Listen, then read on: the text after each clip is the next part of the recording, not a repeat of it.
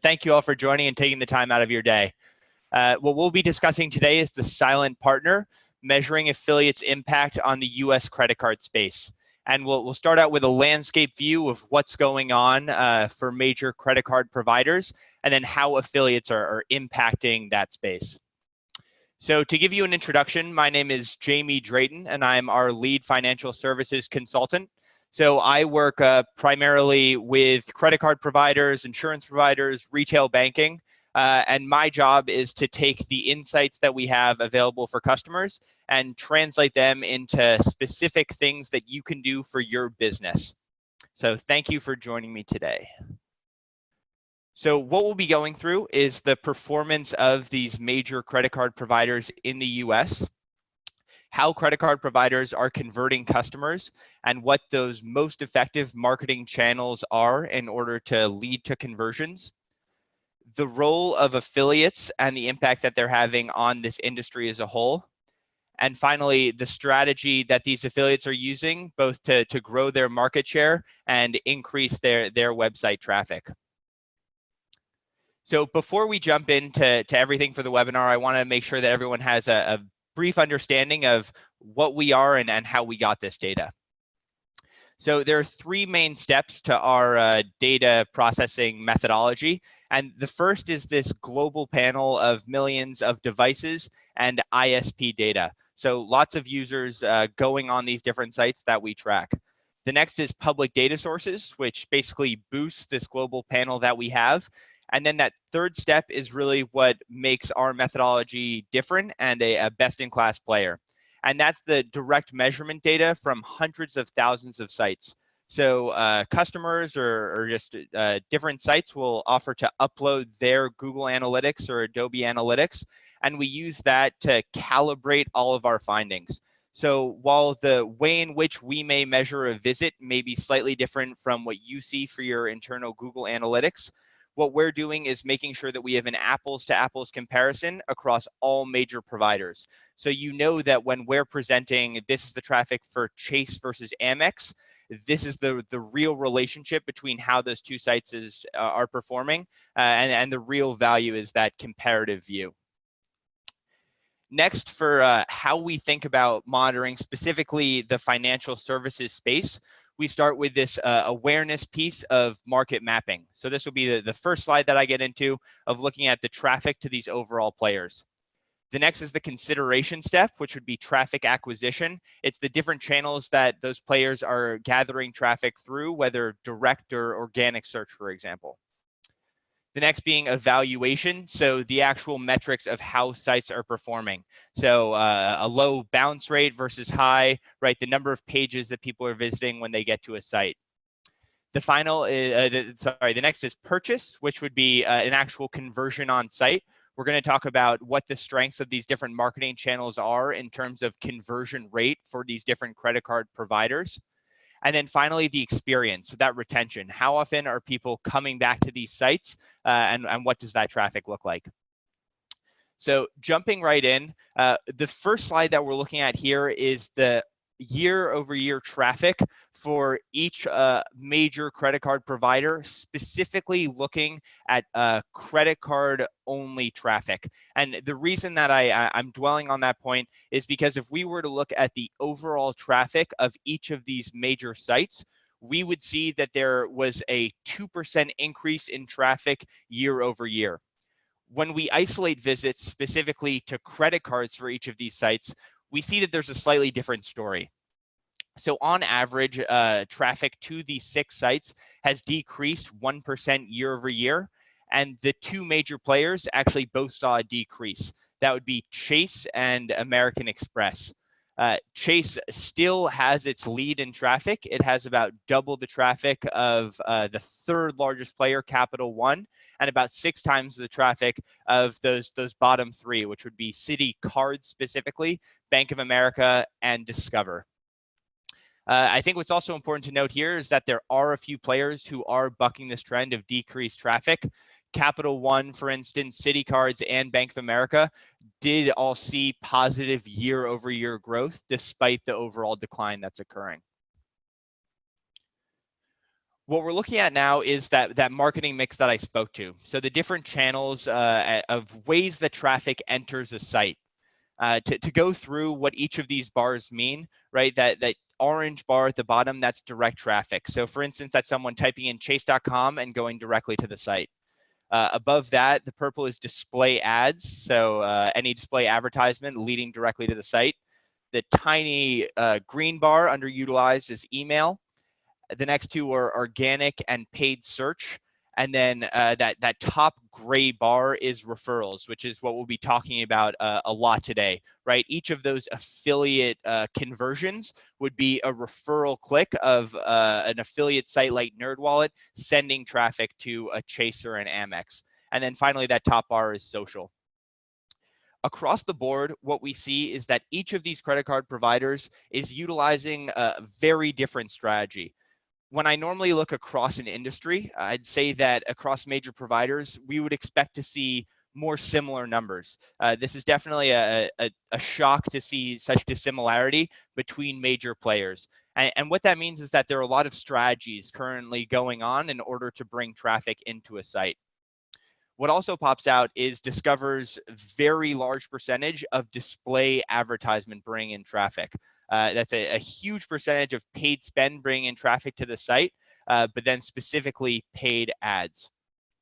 So when we're looking at these different channels of the ways in which traffic is brought into the site, the question then becomes, how well are each of these channels performing?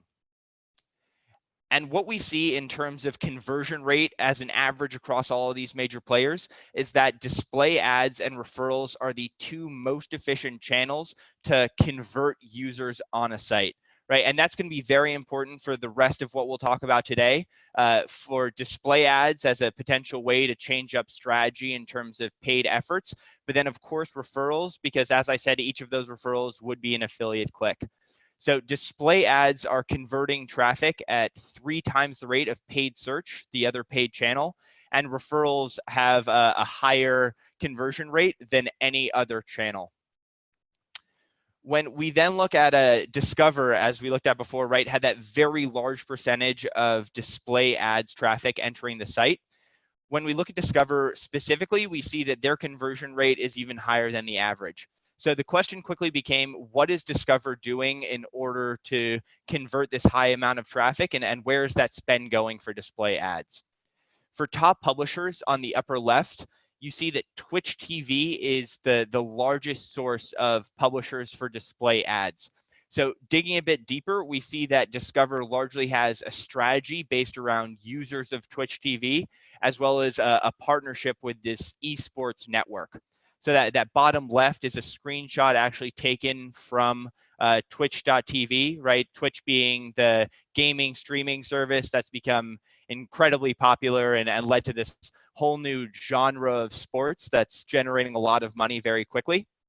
And when we look at that bottom right of the age distribution, we start to understand why Discover is targeting Twitch TV so heavily with their display ads. That overlap in the demographic of age is very close, and Twitch is very over-indexed for that 18 to 24 and then very high for 25 to 34. So when we think about Discover strategy, and Discover being a card that's usually used by younger consumers, it makes sense that they're approaching this group of individuals being esports users, but also specifically targeting Twitch, where the demographics are very in line with who they want.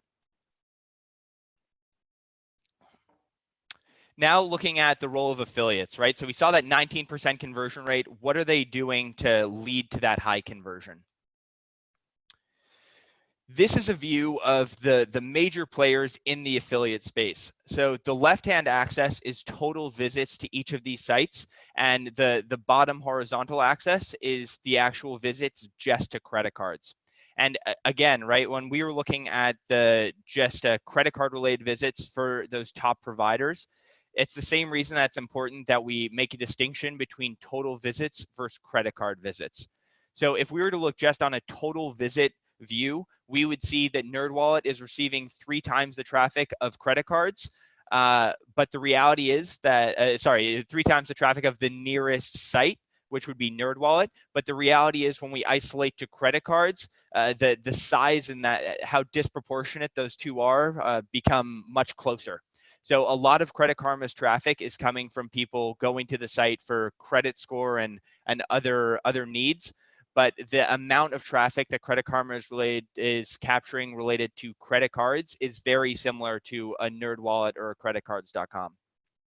Similarly, for the overall traffic of sites for NerdWallet and creditcards.com, for overall traffic, NerdWallet is capturing about 3 times the traffic of creditcards.com.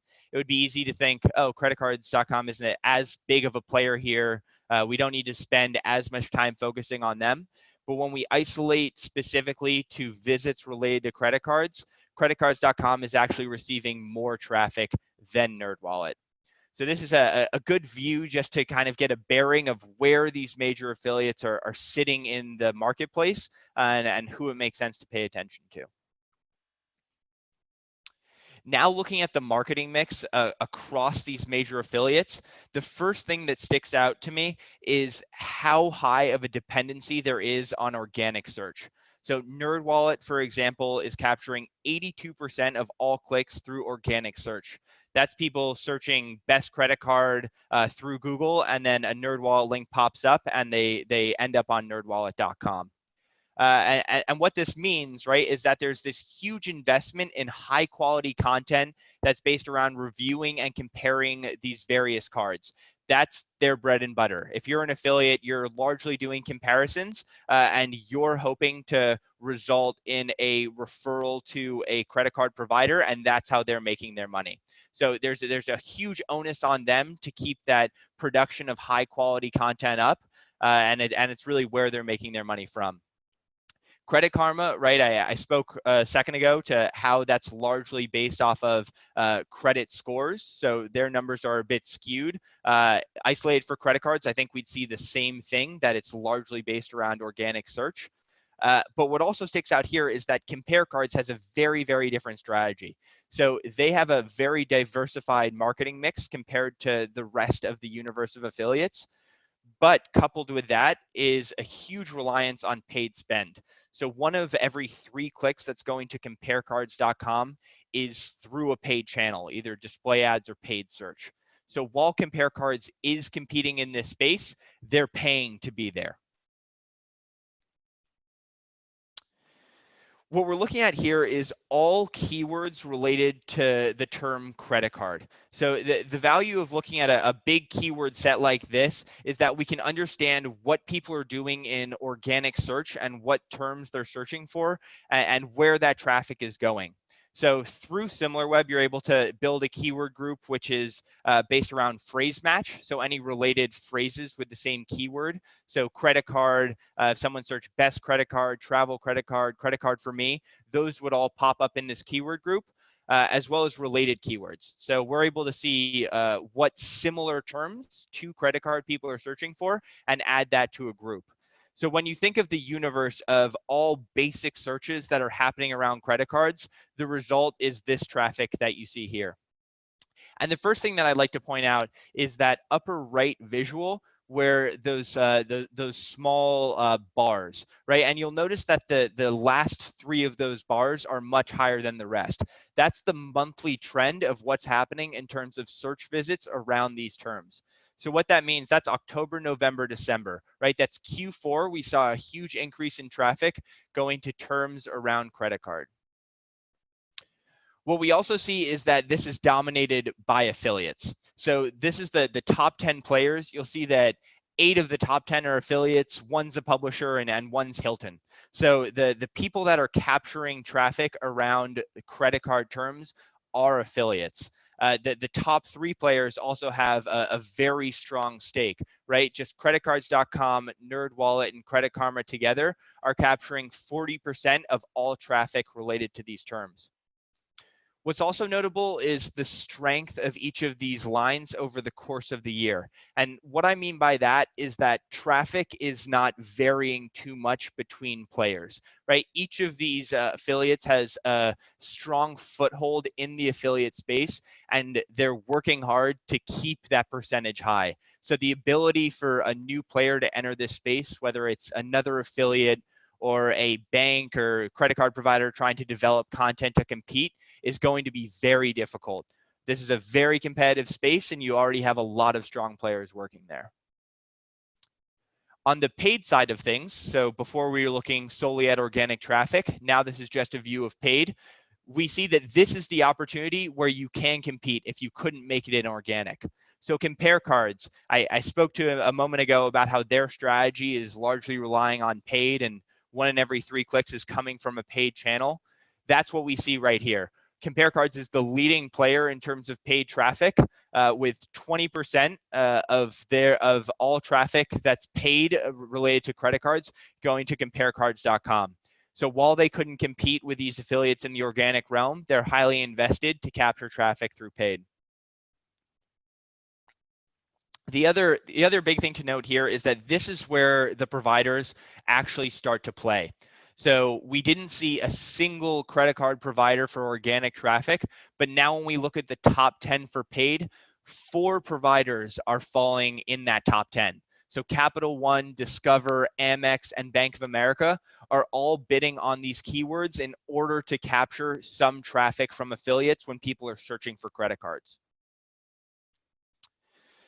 What we see here when we actually look at the types of ads that people are landing on is that between providers and affiliates, the content's very similar. So this, I believe that this comes from the affiliate side, right? Affiliates are the ones that came in and said, look, we can provide this service of comparing these different cards and provide you with the information that you need to make an informed decision.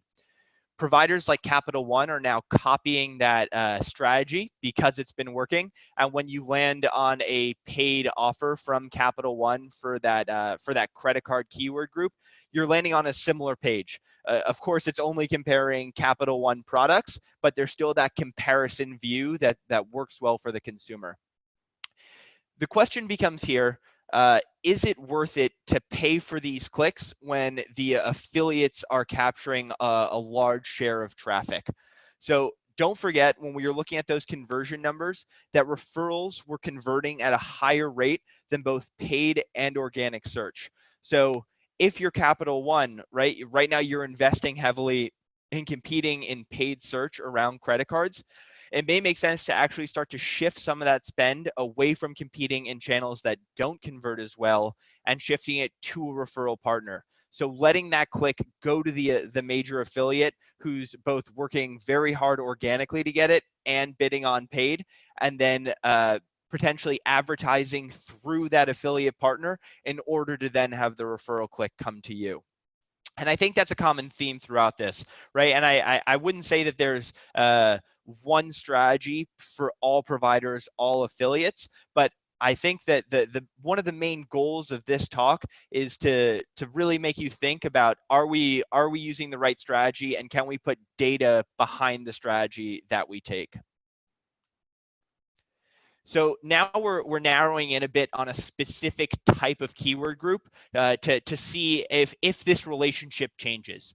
So this is, before we're looking at all credit card related terms, these are all terms related to best credit card. So that'd be terms like best credit card for me, best student credit card. All those types of terms will fall in this keyword group. And largely we see a similar relationship.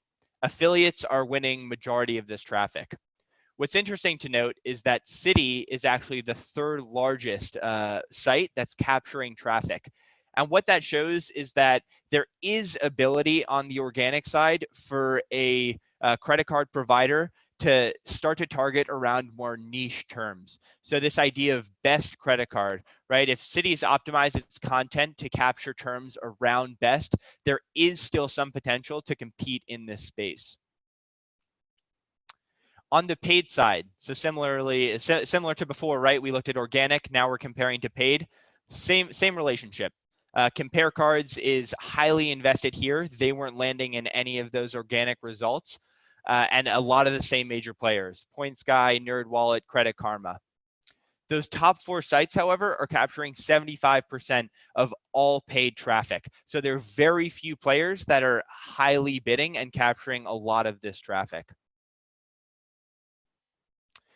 Now, this is the actual keyword list that made up best credit card. So you'll see that it's a small number, but after keyword, it's about 1,000 keywords that build this list. And this gives you a sense of what are those major terms that are contributing to traffic along the lines of best credit card. So best travel credit card is the first one, best rewards card after that. And what I wanted to look at was who's winning across all these major terms. And no surprise, 7 of the 10, it's Citi Cards. It's creditcards.com. They're heavily invested in these paid terms. But when we look at the average cost per click of how much Citi Cards is paying for each of these terms, we see that the average across all these terms is $14. And the value of starting to put a number to this is if we know that paid traffic is converting at 12%, referrals are converting at 19%. Beyond that, we know that Citi Cards is heavily bidding. They're paying $14 a click. What's the cost of customer acquisition? And should we be like a Citi or a different affiliate competing on these very high cost keywords? Or should we let the affiliates bear the brunt of that cost, work with them, and then capture traffic through them, saving our budgets to really target consumers where they're already getting the information that they want?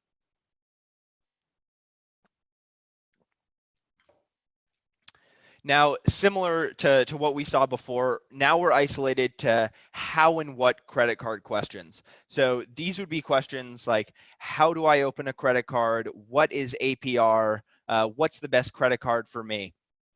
And it's different to what we saw in the past. There is a slightly different relationship in how banks are playing in this space. So Discover and Bank of America actually fall within the top 10. And what this speaks to is a large investment on their part in content creation. Content creation is incredibly expensive, and it's much more expensive when you're in a industry where you have a whole group of affiliate partners whose primary goal is to create that content to continue to capture traffic. But Bank of America has definitely invested here and made an effort to start to capture traffic. The reality of this investment is that it's been a difficult road for Bank of America. So this traffic to Bank of America has come from this Better Money Habits, which is a partnership with Khan Academy, who produces a lot of free learning content online. And it answers those questions of understanding APR and really giving people the resources that they need to trust a credit card provider, but also what they need before they sign up for a credit card.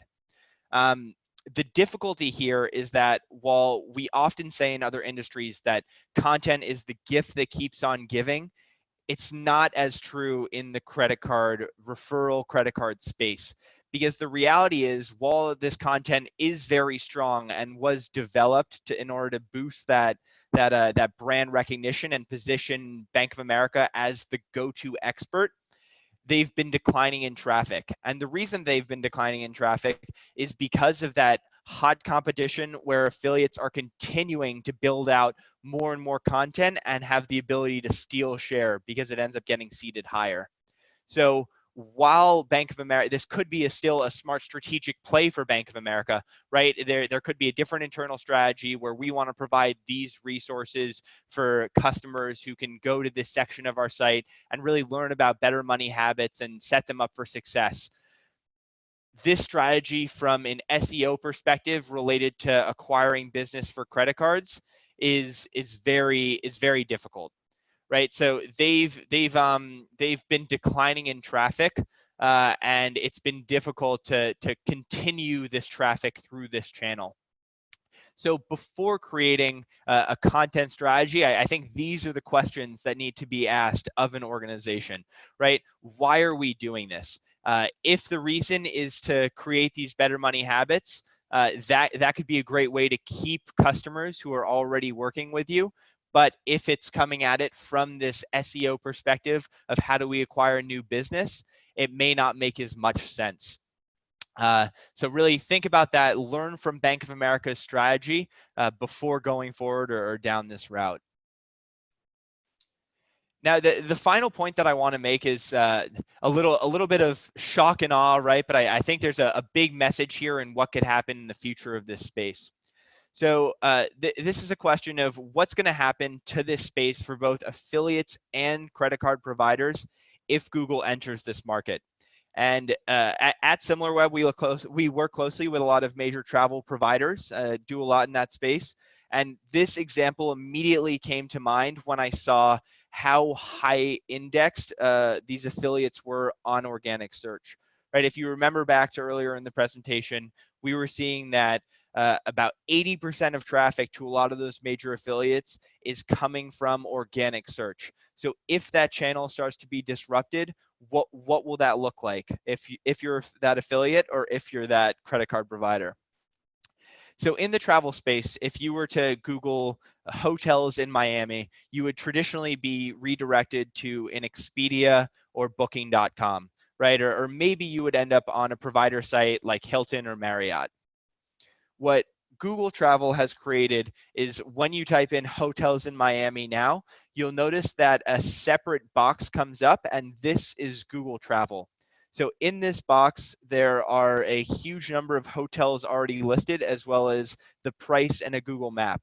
So a lot of the information that was previously a couple clicks away of going to this OTA site like Booking.com and then looking through their results is now available without that second click.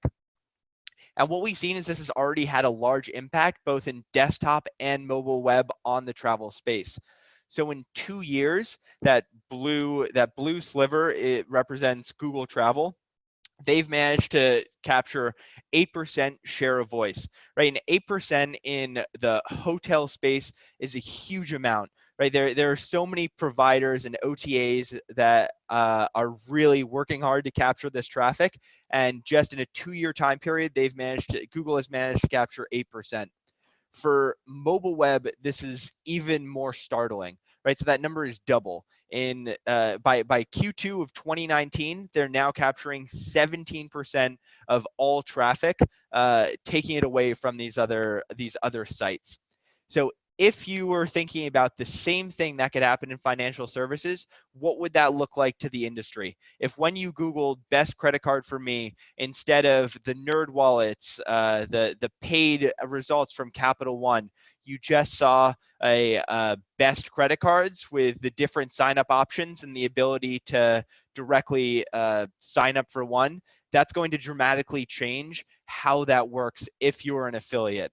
Right. So as we think about a strategy moving forward, both from an affiliate perspective and a provider perspective, this is something to keep in mind of how can Google change this space and how are we guarding against that?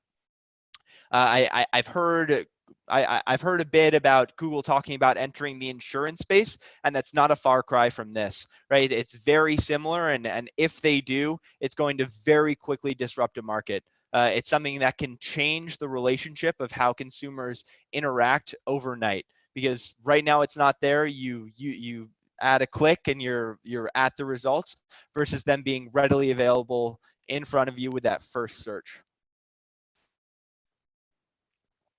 So in summary, I think that there are 3 main takeaways if you're the credit card affiliate and 3 from the provider side. So on the affiliate side, it's highlight your conversion rates. We saw that conversion rates for referrals for 2 major credit card providers was 19%. That number's high. It's higher than everything except for display ads. That's worth advertising. The next is to benchmark against competitors' line of business visits. So when we think about the competitive set, it doesn't work to say a site like creditkarma.com versus us unless you're thinking about traffic that's directly related to credit cards. And if that data is not available, a good proxy is to use that keyword group, right? So think about where your major initiatives are focus around creating a keyword group that targets that specific group of traffic, and then track that over time to see how you're doing against competitors. The third, and this is what we were just speaking to, but it's true for providers as well, it's to watch out for Google. Google will change the space. In my opinion, it's a matter of time. It may not happen tomorrow, but when this shift occurs, it's going to be difficult for those affiliates to change their strategy when they're capturing 80% of traffic through organic right now. And it will be difficult for providers as well, depending on how Google is seeding these results. On the provider side, we see that referrals are king. They work. 19% conversion. People are like, when you look at the types of ads that people are searching for, they really want that comparative view. The skeptical consumer wants to be able to compare, and referrals are the best way to let them do that and end up with traffic going to your site. The next is that display ads convert. I think the display ad conversion number was a bit shocking for me, but that was an average that we saw across providers, right? So there wasn't one site that was really spiking high while the others were low. Across all providers, display ads were a very efficient means of converting traffic. And finally, content is an uphill battle, and there's a lot of time and effort that needs to go into it. So again, I wouldn't recommend maybe disbanding your content hopes and dreams if you're a provider, but there really should be a conversation about it where you start to put cost per click numbers against that and see if it's the right strategy for you, right? Before you move forward, make sure that there's a real goal number behind it, and you're not just spreading yourself thin in too many ways instead of pursuing a strategy that can be proven to work when you look at the failings or successes of other providers in the space. Thank you all for attending. I hope you found this insightful. I'm very, very happy to answer any questions that you have. Please feel free to reach out to me. My name's Jamie Drayton. You can see my email there. If you have any colleagues that are interested, please feel free to share with them or reach out to us. Happy to answer any questions, and enjoy the rest of your day. Thanks so much.